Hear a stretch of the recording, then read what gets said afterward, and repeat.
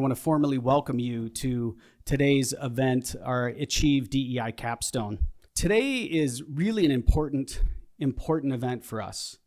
The topic of diversity, equity, and inclusion is essential for the success of business professionals, whether they are currently in a role right now or they're looking into the future. And it is wonderful to see all of you here ready to learn together and deepen our shared commitment to this topic. If we haven't met yet, my name is Troy Nelson, and I am currently the interim manager of the Achieve program for the School of Business Administration. And I want to take a moment to thank some of our people that have made today happen. And a couple of those people are Michelle English, our Achieve program coordinator. Natalie, I believe, is outside still. Natalie Ascaro is our administrative assistant for the Achieve program. We have two student assistants that help greatly with the program, Talar Lamas and Samantha Malinich, and then our graduate assistant, Shauna Warlone. And we have somebody on loan to us today, Alex Radcliffe from the Business Honors program that is helping check you in. We want to say thank you to all of those people. And also to technology services, dining services, and all the other people that make this event happen. We can't do it alone, and so let's give a round of applause for all those people that make today happen.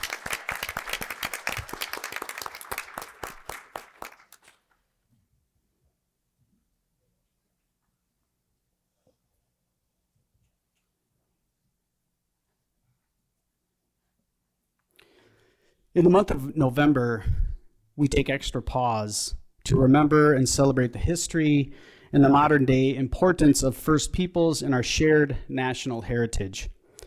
I would like to begin our work tonight by reading a portion of the Oakland University Land Acknowledgement. For anyone in our community who might be unfamiliar with this practice, it is the act of acknowledging the ancestral and contemporary lands of Indigenous peoples and recognizing the history of the land that we gather on together tonight. It might include acknowledging lands that are unceded or the forcible removal of Indigenous peoples from their homelands. The intention of a land acknowledgement is often to help create inclusion in a community by cultivating dialogue and demonstrating reverence and respect for Indigenous peoples. There's centuries of stewardship for the land on which Oakland University now stands. A land acknowledgement is part of our ongoing effort to elevate the dignity of all people and to recenter the voice and experiences of peoples who are often marginalized. Oakland University resides on the ancestral, traditional, and contemporary lands of the Anishinaabe, known as the Three Fires Confederacy, comprised of the Ojibwe, Odawa, and Potawatomi. Oakland University honors the heritage of Indigenous communities and their significant role in shaping the course of this region. At this time, it is my honor to introduce the Dean of the School of Business Administration, Chuck Pierce, and invite him to share a few words of welcome and gratitude.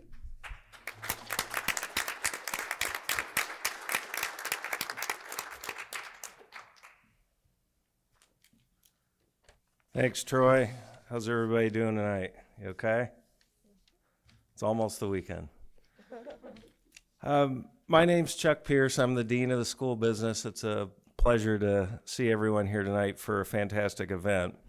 In support of Oakland University's strategic goal of diversity, equity, and inclusion, which is to advance diversity, equity, and inclusion in an environment of mutual trust and respect at all levels of the institution, and facilitate opportunities and success for all community members.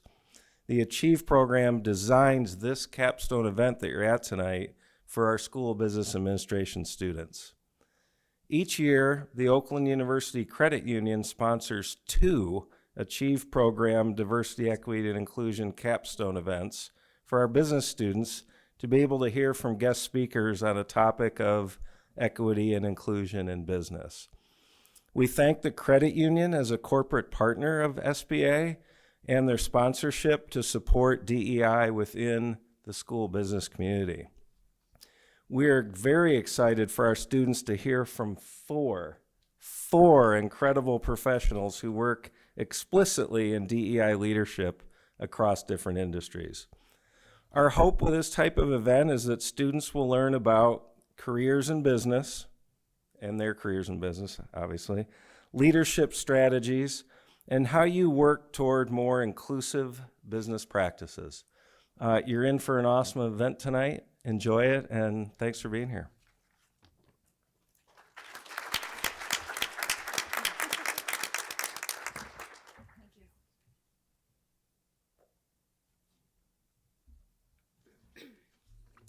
Thank you, Dean Pierce, for your words. We deeply appreciate your ongoing support for the Achieve program. I was thinking a minute ago why it was a little bit blurry. We're at that stage. Got to get some new contacts, I think. I would like to echo the Dean's gratitude to our sponsor and to the amazing Achieve volunteers who give their time to our program. After we hear from our panelists tonight, there is time to enjoy some of the food that we have in conversation with our volunteers and representatives from the credit union. Students, this is a great time for you to practice all those networking skills that you've heard so much about and that you've been practicing in 1990, 2990, all of those things. At this time, I'm delighted to introduce our outstanding panel of DEI business leaders for our event. I'll start with my immediate left and then work my way across the stage here. If you would please hold your applause until I've introduced all four of our members, that would be great. Our first panelist tonight is Jody Guastella-Jones.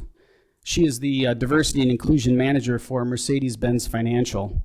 Jody provides a range of consultation services to managers and supervisors on the development and implementation of strategies for creating and sustaining a culturally competent and diverse workforce.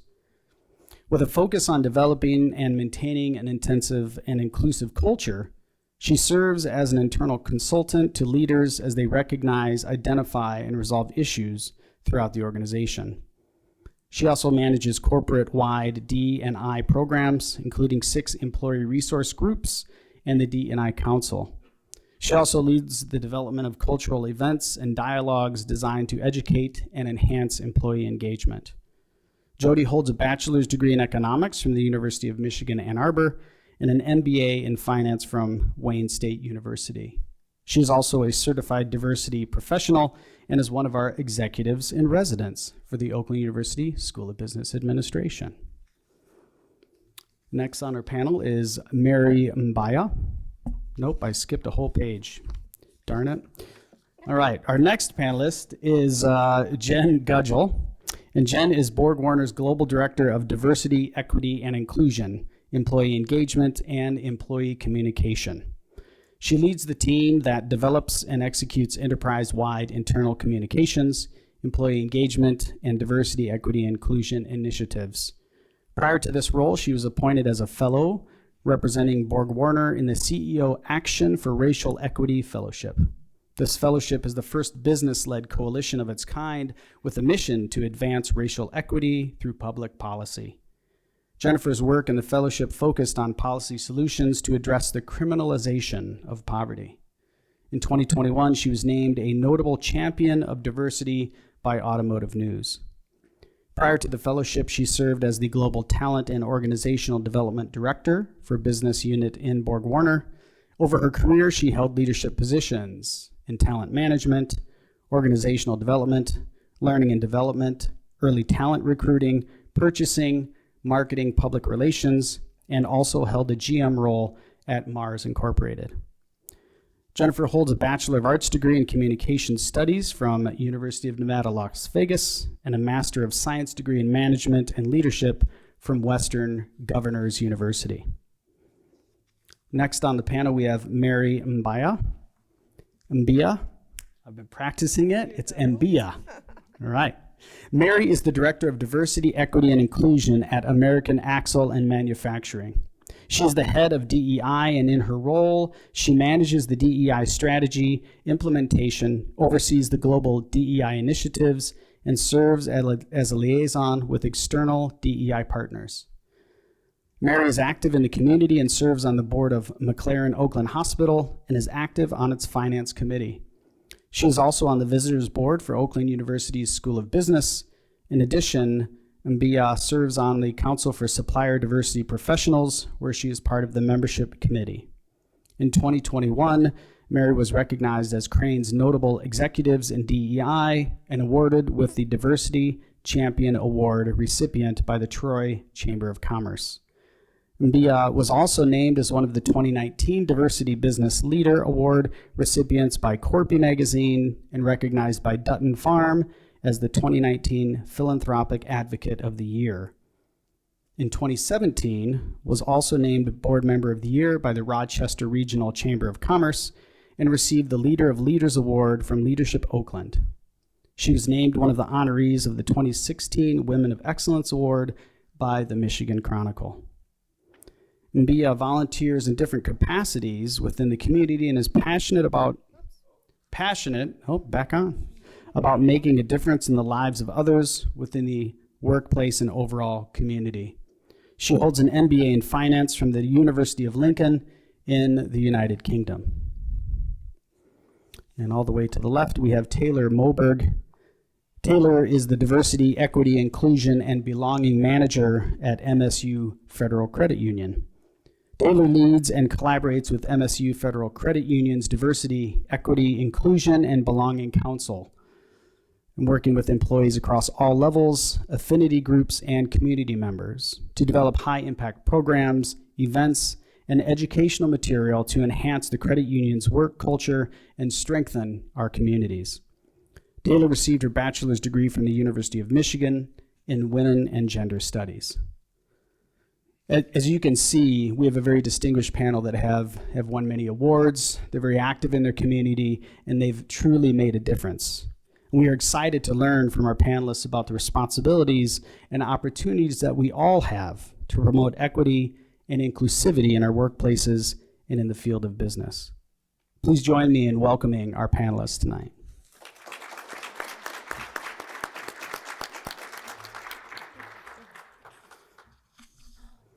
Okay, let's jump right in to our questions. Students, the questions are up here so you can follow along. And panelists, why don't we just start with you? And I think what's best is just answer all three of those introductory questions at once. It seems to kind of flow that way rather than one by one. So Jody, why don't we have you answer the introductory questions first? Okay, I'm ready. I'm Jody, and my role is I am the Manager for Diversity, Equity, and Inclusion for Mercedes-Benz Financial Services, U.S. I also have an advisory role for our offices or our operations in Mexico, Argentina, Brazil, and I am the liaison to the global Mercedes-Benz mothership in Germany, and consult and lead in diversity initiatives there. So people often ask me, how did you get into diversity? You have an MBA in finance, you have an undergrad in econ. I started out in purchasing. And when I started looking at my resume, I saw that there were some themes, right? So even when I was in purchasing, I was the diversity sourcing coordinator because I always understood that without the full team on board and pulling toward the same goal, we were never going to be able to compete. And so I just think it's kind of interesting that there was that theme through everything I did. I worked in the talent acquisition space, and I was always keenly interested in casting the widest net for talent and not allowing us to fall into these kind of standards and norms of what the right employee looks like. And it made me itch when people would say, oh, they're not a fit, right? And so I heard that, and that always kind of drove me to really push toward a more inclusive workspace.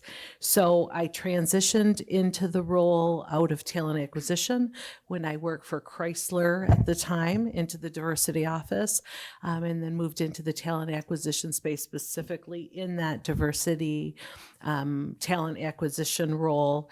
And then I made the move over to manage diversity for Mercedes. So at our organization, we are still struggling with this idea that globally, for our German counterparts, diversity looks like male and female, and the focus is on female. And so trying to kind of give them the understanding of what true widespread inclusion looks like from a race, ethnicity, from a disability, from veteran status is really my role. So it's a lot about education. It's a lot about understanding, but it's really bringing home that fact that we can't compete with everyone else if we have players sitting on the bench. And if we don't have an inclusive work environment where people feel comfortable coming to work and giving us their gifts, we are never going to compete. So for me, the initiatives are really around being the most competitive, most engaged workforce, and having the most creative ideas come from a variety of different sources. So, Thank you, Jody. Jen, if you'll give your Sure. response. Thanks.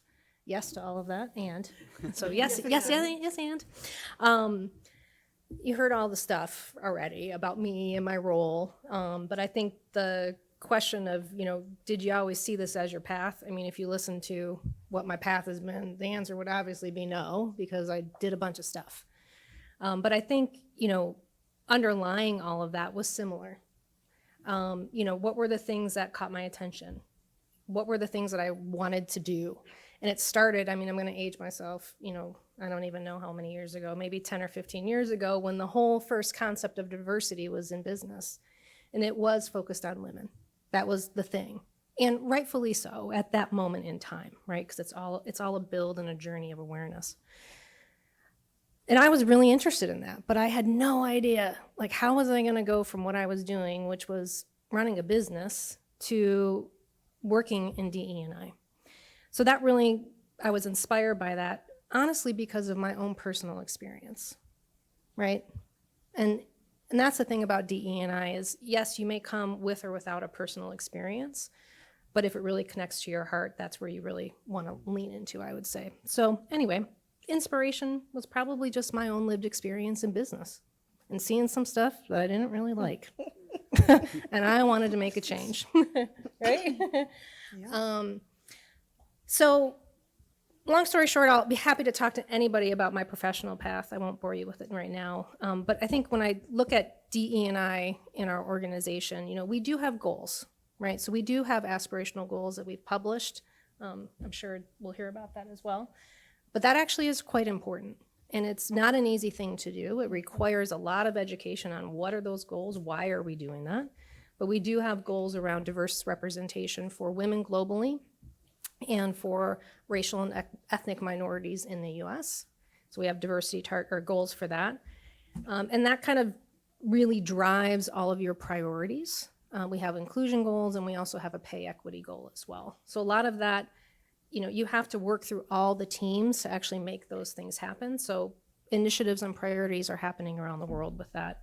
But one of the key things that I do in my global role that's just focused on DE&I, that piece of it in this upcoming year is really looking at our policies and practices. So we've done that work, but taking the next step into all of that, right? So we can say all the time that we've got these great programs and EBGs or employee resource groups, but what are actual policies that are impacting people's lives in and outside of your organization? And that's the area that I focus in on. Wow. Thank you, Jen. Mary. All right.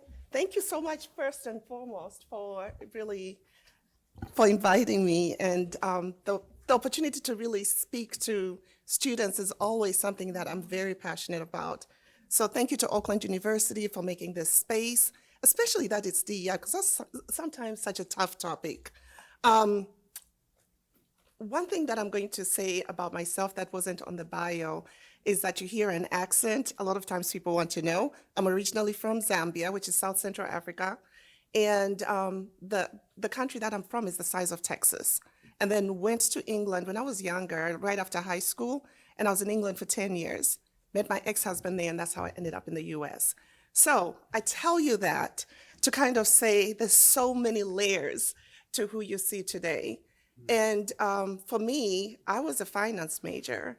So when it comes in business as well. So that's where my passion lay in terms of like what I wanted to do and some of the things that I started to do when I moved here. So I worked for the Merrill Lynch that's just down the road in Auburn Hills. And I was a financial advisor. At the time, I was only one of 4 Black women that were doing it in the state of Michigan for mayoral. And, but I wasn't thinking about diversity. Really, I was just trying to exist and pay bills. And then moved over to banking. And then from banking, I was in banking when I started to really get to experience, similar to what Jen was saying, like in my life, I was now a divorced woman, single Black woman with a teenage Black son. And so some of the things he was experiencing were forcing me to address things I didn't want to address, right? So that quickly got me into the mode of, oh my gosh, this could be a better world. There's more we can do. And, but all I asked was for the schools to kind of incorporate education, because I'm like, the kids don't know. They're just exposed to certain things. And really, when you think about it, it's all learned behaviors. I mean, so for me, it was really through lived experiences. And when the position came up at work, at the bank I worked for, because I was investing, I was doing different things, running a financial center, and I was just like, I have to do this job. Like, I had no experience, didn't even really know. I only knew very little about DEI, but I was so passionate about it. And the reason I tell you this story is as you're graduating, there are certain things that you might want to take a risk on. If you're passionate about it, go for it. But I taught myself initially, took a look at the company, looked at what they were looking to do, and really dove right in. And then I became certified. And apparently, when I went for the interview, I had the best plan. I was really prepared. And I even told them what we could do culturally to really enhance the program. So anyway, fast forward, the rest is history. We got so many awards. When after George Floyd's murder, we actually were the ones that were on TV talking about what companies could do to support their teams. And so when I talk about DEI, one thing that I want to be intentional on is just giving you some definitions. When I talk about diversity, I'm talking about the mix of people. And the mix of people is beyond ethnicity when I talk about it. It's beyond what we call the super six, like the age, gender, and all of those things, like physical abilities. I want you to think beyond that as well. There are other layers like cognitive, introverts, extroverts, and all of these things that are different about us. But then there's also the underrepresented. Like, I can't cover for being Black, but those are things that sometimes people stereotype about. And so when I'm looking at diversity, I'm looking at everybody within the organization and saying, how do we really meet those needs, but at the same time be intentional on those things that people are discriminated against because they can't cover for those things. And so really layered. Diversity is very complex because of that. And when I talk about inclusion, I'm talking about the action that's being done. And when I talk about equity, I'm talking about fairness. So what are those practices, the policies, and everything that's in place to build it? And then when I talk about belonging, I'm talking about the ability for people to have a fair chance to thrive, feel supported, and also be recognized. And so when it comes to my role, really, I'm looking at it from a strategy perspective. How do we align with the overall strategy of the company?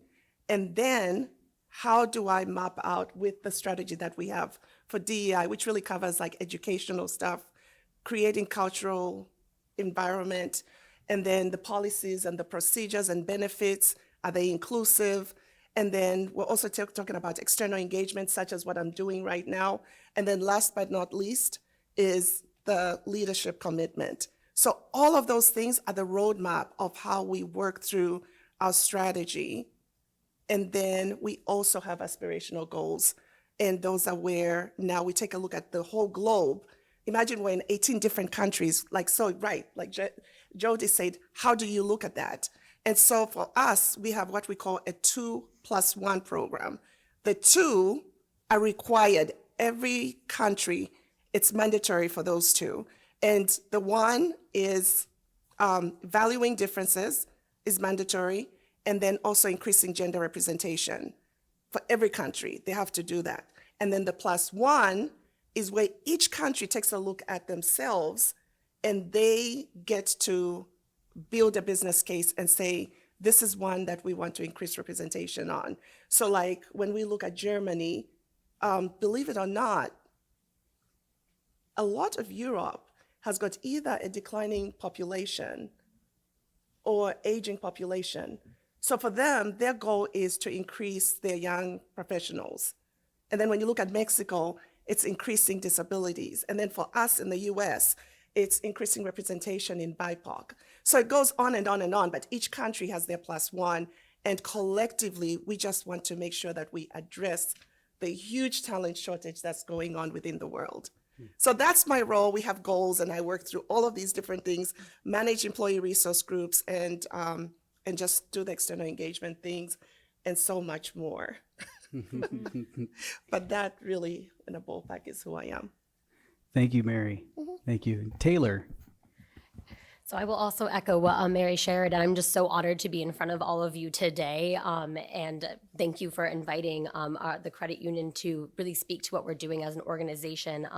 So I really won't really go over what who I am necessarily, because Troy did such a fantastic job of that. But I will share that my pronouns are she, her. I think that's really important when we're in these spaces, that we try to make that a norm as well, to make it inclusive and a natural piece of who we are. So as Troy mentioned, my role is really to lead and manage and advocate for our employee resource groups. We actually call them affinity groups.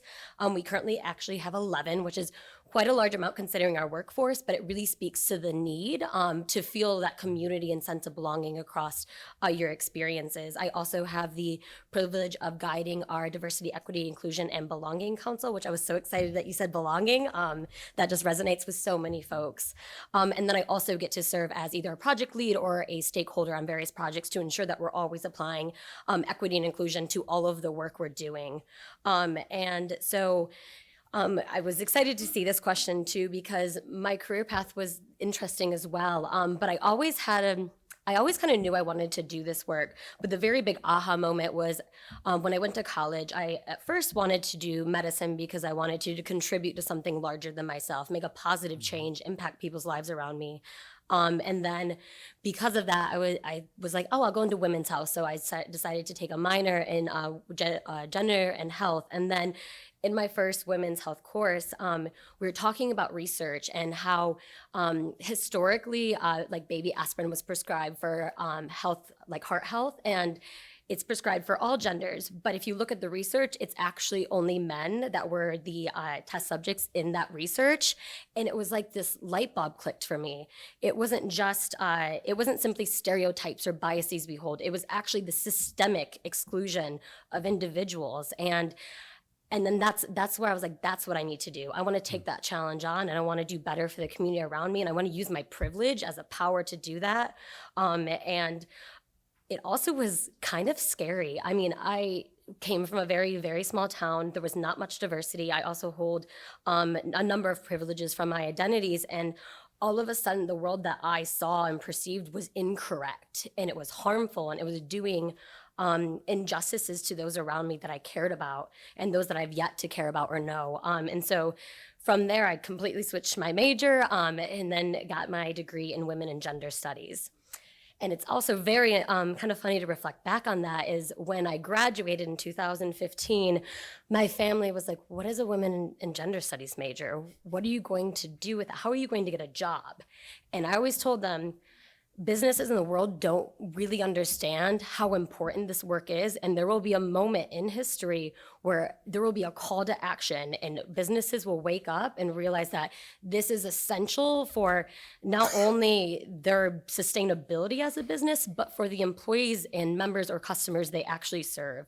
And so I was excited to start at the credit union almost 6 years ago. I actually started as a financial service representative, or like a bank teller.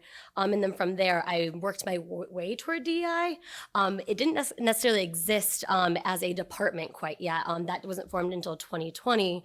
But we were always doing that work. One of our core values is cultivating diversity, equity, inclusion, and belonging. And so that really spoke to me as well. I was like, well, an organization has that embedded in their values. That aligns with mine. I want to work for them. And then from there, I went to work for our community development department, which really focused on giving back, which is very important to me too. And then the moment we had a DIB department, I was like, I got to get in there. That was always my goal. And so I've of course, even without having that official title, I've always been committed to this work, and it's shown up in no matter the role I've been in at the credit union. And so, speaking to what DI work looks like in our organization, I always refer back to our core value too. We view DEI as not optional and not solely owned by our department or our employee resource groups or our council. Every individual at our organization actually has a stake in equity and inclusion and should be applying that lens, because we are a mighty team of two and we can't be in all those spaces. And so that's how we kind of keep that accountability and demonstrate our commitment to equity and inclusion work. And some of our goals are just continuing to do that. How do we reach folks that may be unsure of what DEI means to them and how it actually impacts them in a very beneficial, positive way? And of course, we have our large strategic goals, increasing diverse representation in our leadership. We want to create a supplier diversity program to make sure that we're diversifying our spend across our communities and uplifting minority and women-owned businesses. But those are some of the two major focuses right now, and I'll kind of talk more about that later on when I get to chat with you about collaboration and communication. So thank you all so much for having me here today. Thank you all for those great introductions. We now have some questions, students, that you'll see on the board, and our different professionals are responding to 2 of the 4 questions. And so our first question that's on the board, we're going to have Jody and Mary respond to. That question is, some business professionals might be skeptical about the significance of DEI in business. How do you articulate the value of diversity, equity, and inclusion? Or what do you see as the most compelling reasons for business to invest in DEI initiatives? Okay. So, I know. you Why am so I'm a media much. person. Right. Here's the mic. Thank you. So remember when I said I'm a business major, so when I'm looking at something, I want to look at it from a business lens. Research has been done, so you can Google so much, like in terms of like the business case, as in research being done and some of the studies that have been done. McKinsey has a good one, it's called Diversity Wins, and they talk about, you know, when you look at gender diversity and you take a look at how much more you're likely to be above average profitability. If you have gender diversity, you're looking at about 25% outperformance, right? And then when they say, when you look at ethnic diversity, when you have ethnic diversity in that leadership, that your probability of outperforming others is at 36%. That's how much it goes up. So, and they followed it statistically, and the gap between those companies that don't have diversity and those that do, there is significant increase over the years that shows that it really does work. So if you want to take a look at the statistics, first of all, they're there. All you have to do is take a look at the internet, and you will look at different studies that have been done. What I want to talk about is how do we make it happen in the workplace? So because I was in banking, and then last year I moved into automotive. And looking at automotive, I was just like, okay, let's take a look at the strategy. Let's take a look at the vision, mission of the company, and how do we align to what the company is looking to accomplish using a diverse lens. And so I looked at the vision, and it mapped so very nicely. So I don't start discussions with members of our team without asking them what the vision of the company is.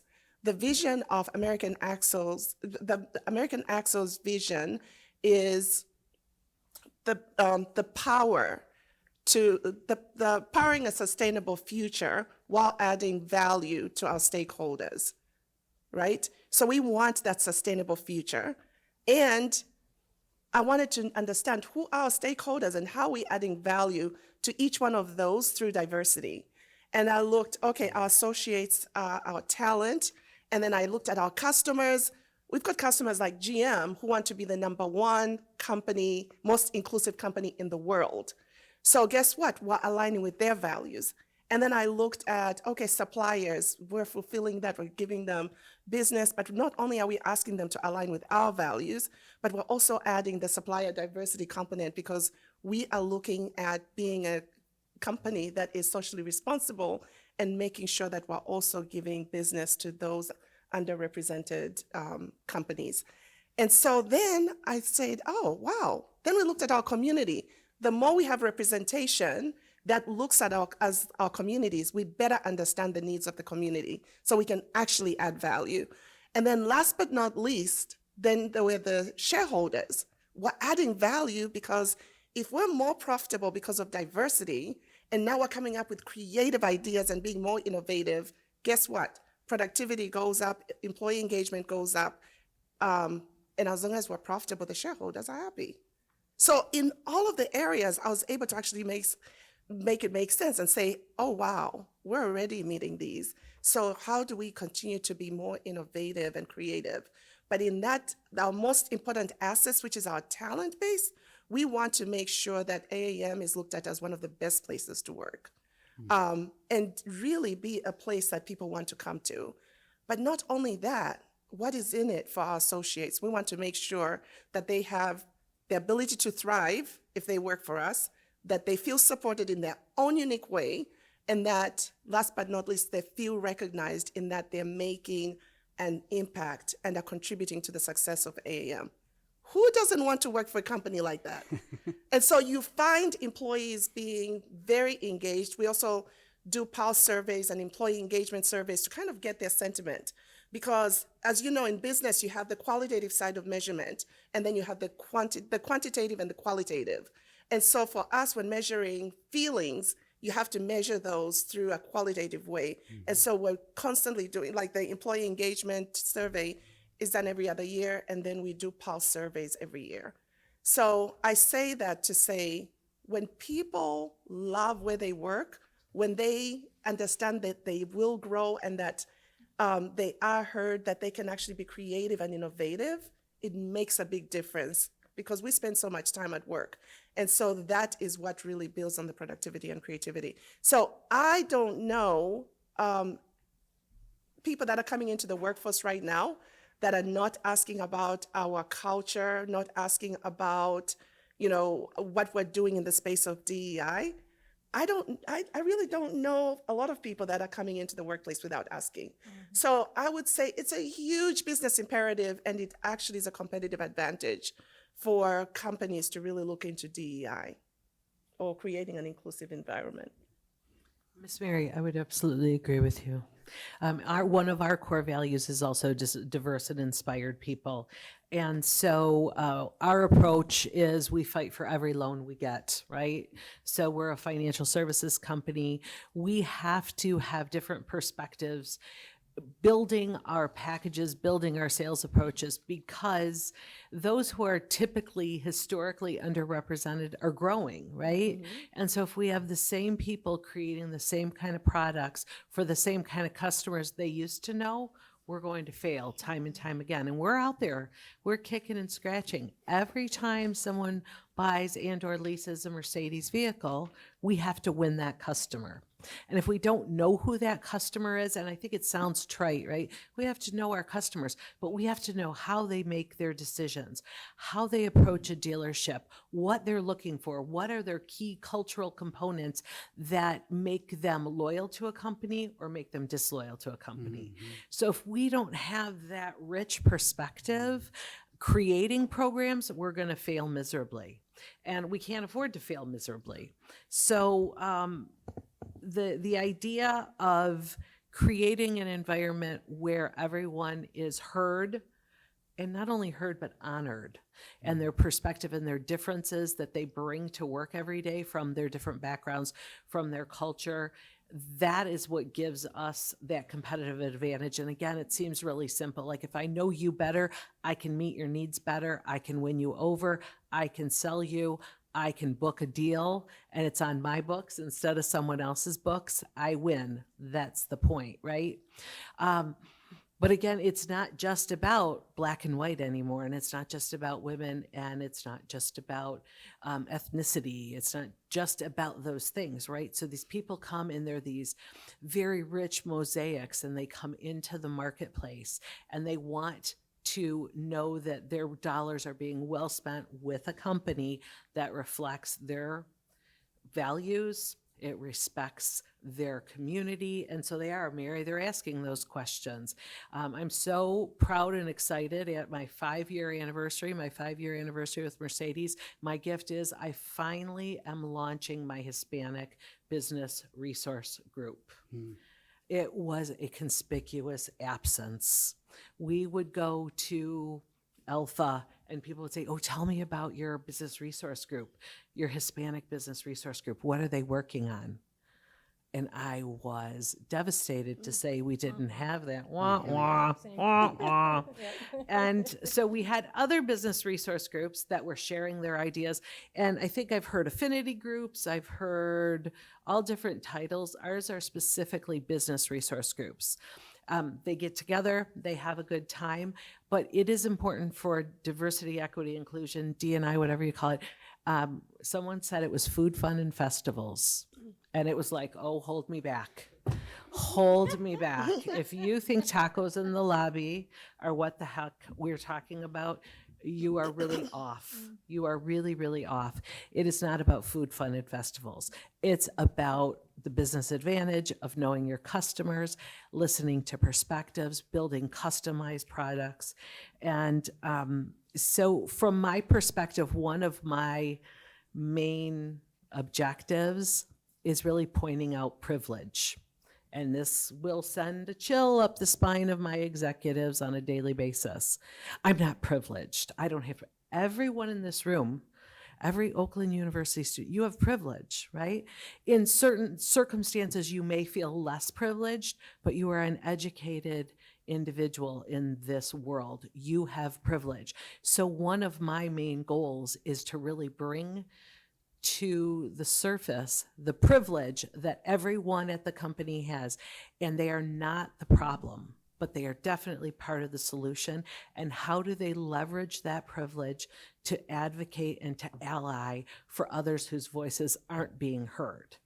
Because yes, it helps the person who is historically underrepresented and doesn't have a seat at the table, but it also helps that other person to see a different side of things and to be more innovative and to inspire others to lead by example of inclusion.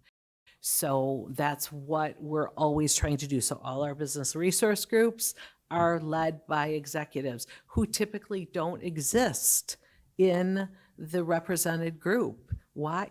They're not there. So people say, well, I can't believe you're not going to have a Hispanic lead your Hispanic business resource group. This is embarrassing. Give me a wah-wah. A wah-wah. We don't have a Hispanic senior executive. Right. So my point is we need to be competitive in all we do. We need to honor those perspectives. We need to listen and we need to be creative. And we need to listen to people who don't look like us, who don't talk like us. As we see the Gen Zs come in, we see a large amount of folks who are neurodivergent, right?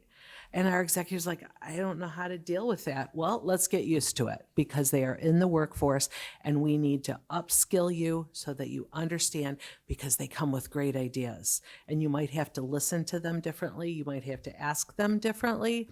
But if you're going to bring them on the team, we need to get the best we can out of them. So we need to create an environment that is safe and that is conducive to hearing different opinions. So when we talk about back in the day, we called it diversity and inclusion, but really it's about equity, right? It's about hearing from everyone and valuing all contributions without a bias of who they come from, so. Great, thank you. Can I just add something? Yes. I'm going off script. Go for it. Sorry, but I'm just thinking about what everyone was saying here, because the question to me here that is at the heart probably of what a lot of us do is the word skeptical. So I just want to say that this work is skeptical every day because you're dealing with external changes in society that are continually pushing against what you're trying to move forward. So it's yes to all of the stuff that my colleagues have said, and it's also about having 20 other arguments in your back pocket because you're doing your research, because you're talking to other people, You're learning about other people's lived experiences so that when you're sitting in a room with someone, with a senior leader or any person in your business, you can have a real conversation with them. One person might want to hear about what are our investors asking from us. Okay, well, I can tell you about that. Another person might want to know what you're doing about transgender policies in the workplace because their son is transitioning.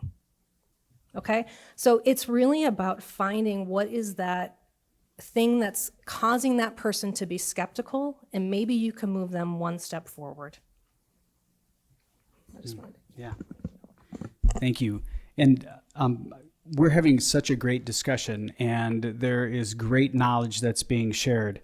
And what I'm going to ask our panelists, just to honor time a little bit, is if we can try to keep the answers to maybe 2 minutes or so. All right? All right. So I don't want to cut you off or interrupt, but we do have about 35 more questions to go. No, not really. It's not really 35. But we have a number of them. All right.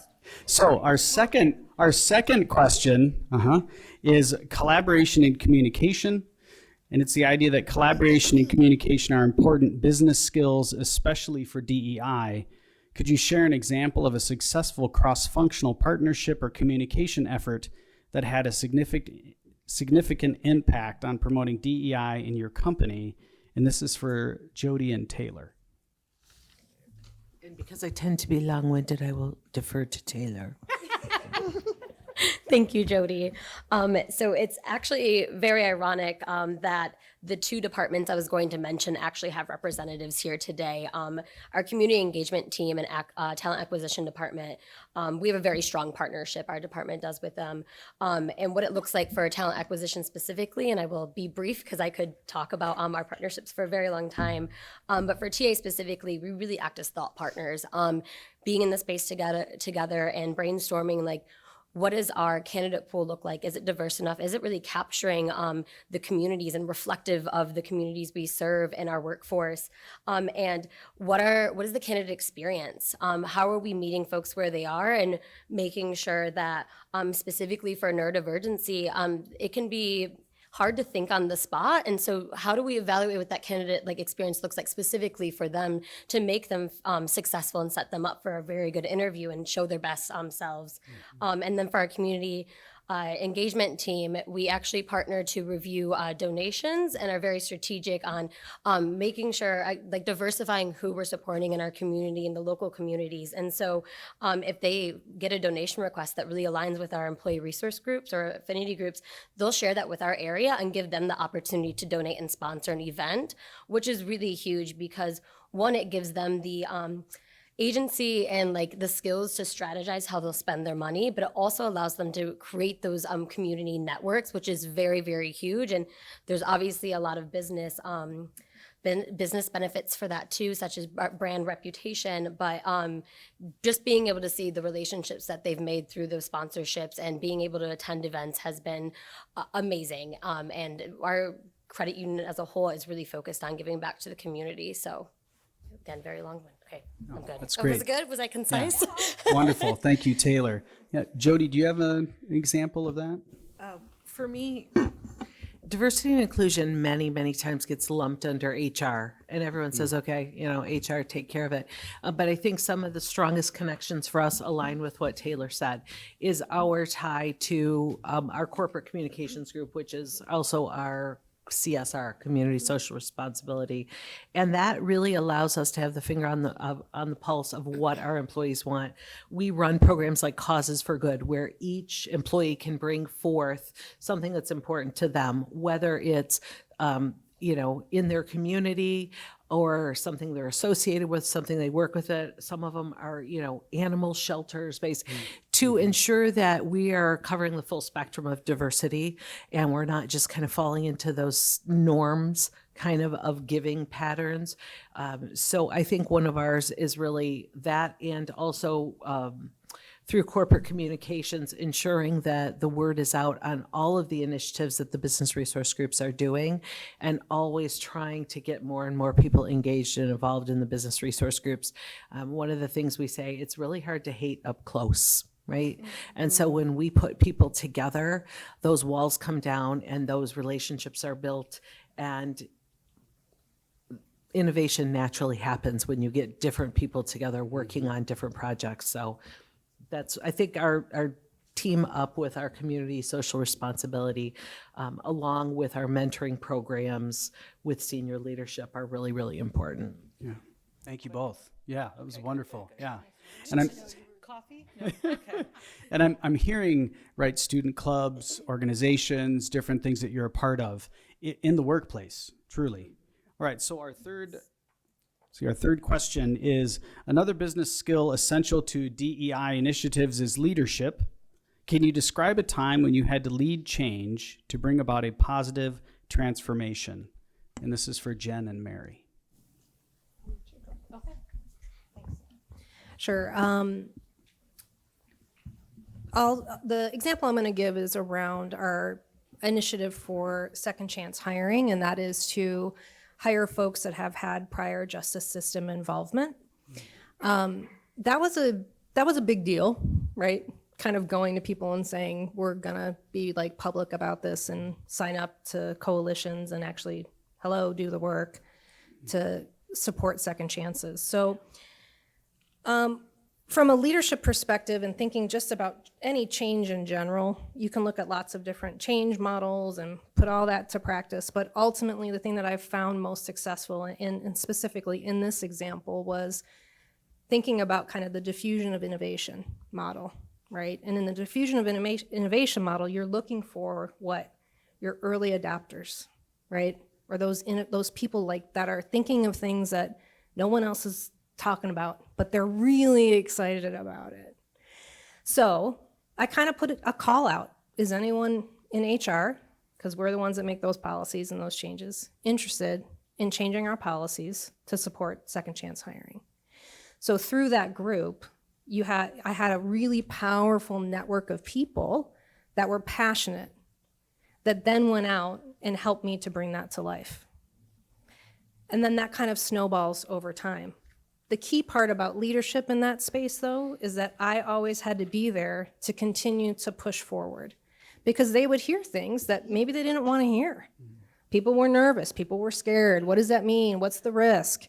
So they're dealing with all of the impact of change, which people are always going to push back on you. So as a leader, that's what my role really is. My role is to be the coach behind the scenes to help remove barriers that they might be facing, have tough conversations when they're kind of done with it, and ultimately empower them and reward them so that they keep going and build other people to our kind of, I'm going to call it my coalition, my little coalition. So that's my one story I would share. Thank Thank you.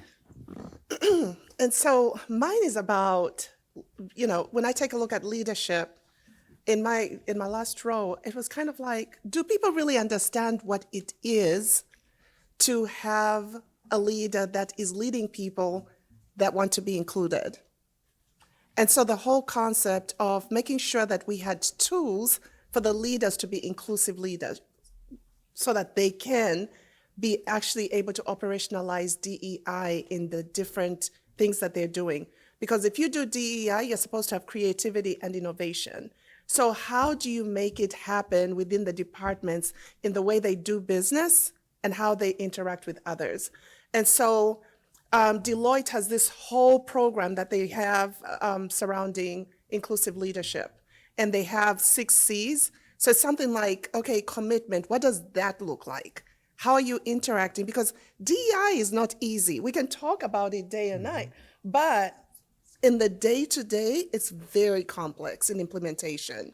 So we have all these strategies that we say we're going to do, but technically, how a person is going to feel inclusion is going to be localized. They're going to feel it based off the people that they work with. So in order to really have transformation, you have to make sure that people have the tools to create that inclusive environment. They have to be courageous, not only committed, but they also have to be, curious so that they get to understand the people that they work with. They also have to be cognizant and self-aware about their biases. So if you just Google inclusive leadership and for Deloitte, it will be the best thing that you've done to kind of equip yourself for DEI. So that's one that I would say, making sure that it becomes how we're doing business. And so equipping people to do that. Say one thing. When I worked for Chrysler, people would say, oh, diversity is located on the 8th floor. And I would say, no, diversity is located in every department, in every leadership decision, in every meeting. It is not solely in a department on the 8th floor. It is not solely in the HR group. It has to become part of the company's DNA, that everything has to be looked at from a diverse lens. Well said. Thank you. And so I want you to all think back to 2990, and I want you to think about the DEI reflection, acts of inclusion, inclusive leader, right? Mary's speaking right to that. It might seem like a while ago, but I'm hearing some of that ring as she was speaking. And our fourth question that we have is for Jen and Taylor. And this is students read an article about reframing professionalism, such as etiquette and dress codes, to be more inclusive. Can you share a specific strategy or program your company uses to foster a sense of inclusion for the various aspects of diversity, such as culture, language, gender, ability, disability, or religion? I can take this one. I was really excited about this question because this has actually been a topic for our organization for a couple of years now. And it actually, because of those conversations, it pushed us to really review our dress code policy. And so I want to say about like 3 years ago or so, we made it more concise, but it also broadened it. So our dress code is actually simply dress for the day you have.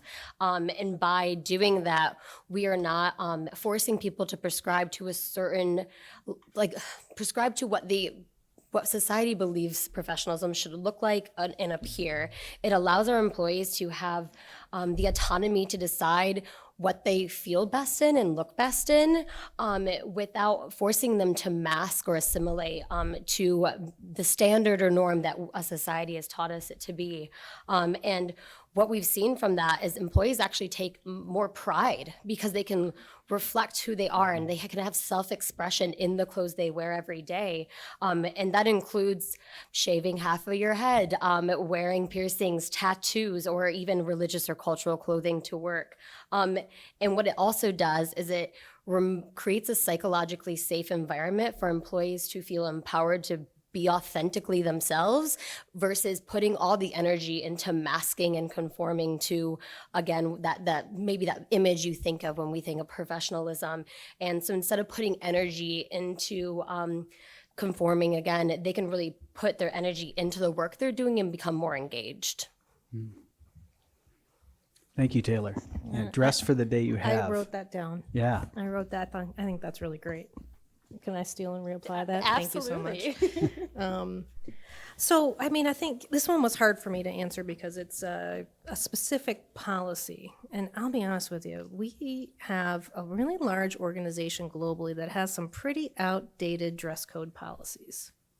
It's on my to-do list, okay? That's the reality. But I think that the point of me saying that is, and this is not going to answer this question the way that you wanted to ask, because I read the article and I was like, I don't have anything for that. But what I can say is that, from when you're dealing globally, and it goes back to what Mary was saying, I love the +1. This really goes down to the local level. So when you're talking about policies is one thing, but getting managers and coworkers to actually understand that this is accepted and it's not what you are used to or how you had to grow up in the organization and how you should show up every day. That's the work that we do on a daily basis. That's the work of, what did you say? You can't hate. It's hard to hate up close. It's hard. Yeah, it's hard. You write that one Yeah, down. I'm going to write that one Make a down. t-shirt out of that. It's hard to hate up close. So I think it's just more of that professionalism piece is a journey. A policy is only going to get you so far.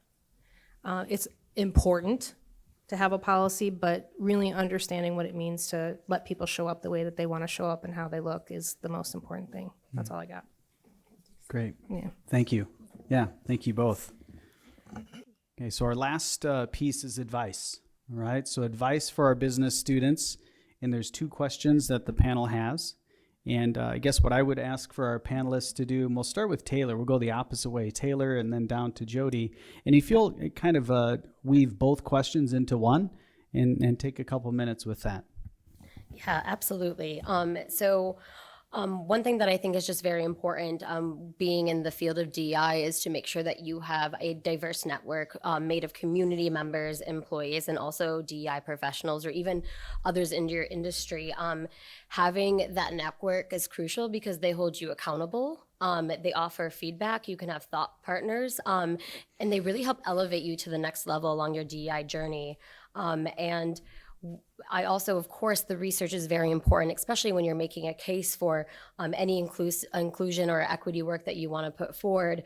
But I think how my approach has changed from not being just solely like number research based is actually human-centered design and focusing on the human element of the work we do, and finding those anecdotes and those narratives to back up those numbers and really demonstrate to your leadership that we're talking about human beings, and not just profit.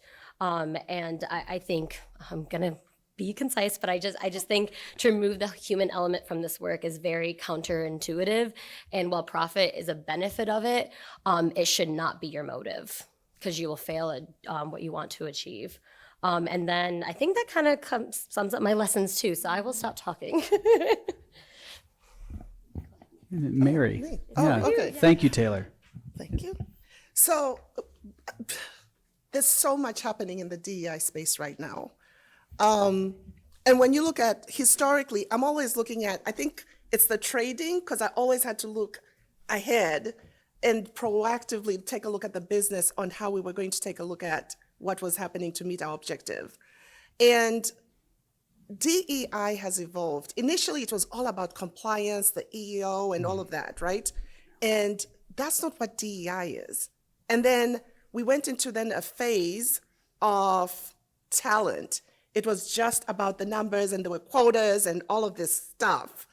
But when you look at the phase that we're in right now for DEI, it's all about business strategy, really, because it doesn't matter how it looks, but every person is unique in their own way. Every person wants to come to the workforce and be able to thrive. They're there because they have to feed their families.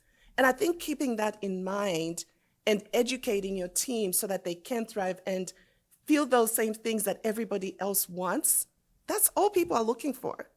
So yes, you can get exposure to all these things, but at the end of the day, yes, there's the heart, and leadership with a heart makes a huge difference.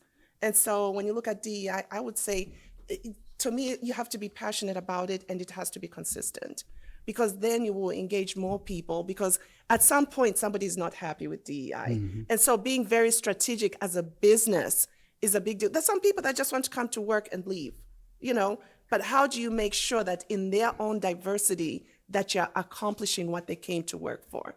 Allow them the space to be valued and feel, give their perspectives, and give them a space to be able to thrive in their role, because they're adding value to your business. And then last but not least, in terms of my journey, if I would say something, that I would just say, come with passion. If you're gonna go into DEI, because there are times when you just want to give up, but you can't give up, because the work that you do, you have to speak up and be willing to lose your job every day because somebody else is counting on your voice. And so when I'm looking at some of the things that I have to speak up for, sometimes I don't even want to, but I know I have to. Big difference. So thank you. Thank you, Mary. Thank you for those words. Thank you. All right. I'm feeling you right now. That was wonderful. Okay, so staying current, I guess my one piece of advice, if it makes you feel uncomfortable, then you need to do some research. You need to do some reading on it. You need to talk to people.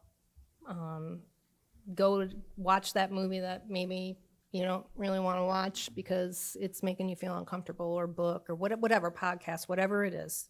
Seek it out. And that approach for me really came into play when I was in the Fellowship for Racial Equity. For me, like the personal experience of that was the first time in my life that it was about 200 people from 70 different companies in the US that we were just kind of thrown together, figure this out. What do we do with public policy? Some of us were public policy experts, but I certainly wasn't. But that doesn't matter. That was the first time in my life that I was a racial minority in a work setting. And that really evolved my thinking and how I approach things. Learning to stop talking, understanding that my privilege actually impacted things, even if it wasn't me personally, but the perception of me did. And I think that's really important if you're going into DE&I with any privilege. And the last thing I would say is